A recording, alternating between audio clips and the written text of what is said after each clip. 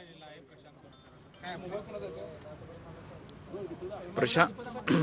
प्रशांत कोरटकरचा जामीन अर्ज फेटाळलेला आहे।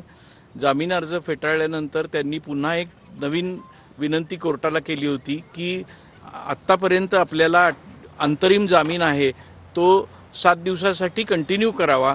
त्याच्यासाठी त्यांनी मुंबई हायकोर्टाच्या एका केसचा दाखला दिला आणि पुन्हा आपल्याला 7 दिवस प्रोटेक्शन मिळावं अशी विनंती केली।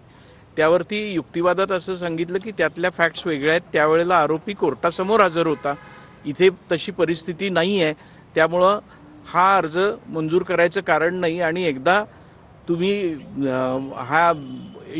त्याला जामीन द्यायचा नाही असं ठरवल्यानंतर पुन्हा परत जामीन देणं हे चुकीचं ठरेल।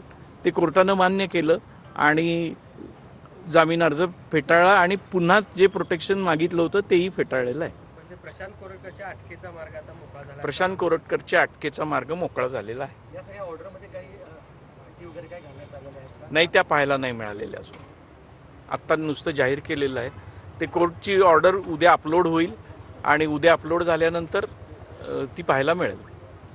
अजून या विषयामध्ये कोर्ट संवेदनशील असं दिसतं कारण हा विषय संवेदनशील होता, संवेदनशील होता आणि सगळ्या महाराष्ट्राचं त्याच्याकडे लक्ष लागलेलं होतं आणि राष्ट्रपुरुषांविषयी काही उद्गार काढणं हे योग्य नाही असं वाटलं असावं।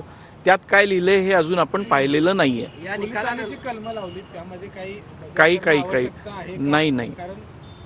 पोलिसांच्या कलमाविषयी ही स्टेज नव्हे, त्यावेळेला ज्यावेळेला चार्जशीट येईल त्यानंतर त्याच्यावरती उहापोह होईल। आजच्या घडीला त्याच्याबद्दल विचार करायचं काही कारण नाही। या निकालानंतर जर त्यांनी हायकोर्टात धाव घेतली तर अटकेपासून संरक्षण त्यांना मिळू शकतं का? काय नेमकी तांत्रिक ती मुंबई उच्च न्यायालयाच्या डिस्क्रिशनचा भाग आहे आणि मुंबई उच्च न्यायालय ठरवेल त्याच्यावरती काय करावं।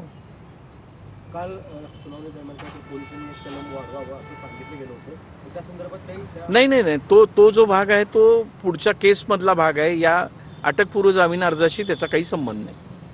थँक्यू। तर शिवरायांबद्दल आक्षेपार्ह वक्तव्य केल्याप्रकरणी आता कारवाई होणार आहे।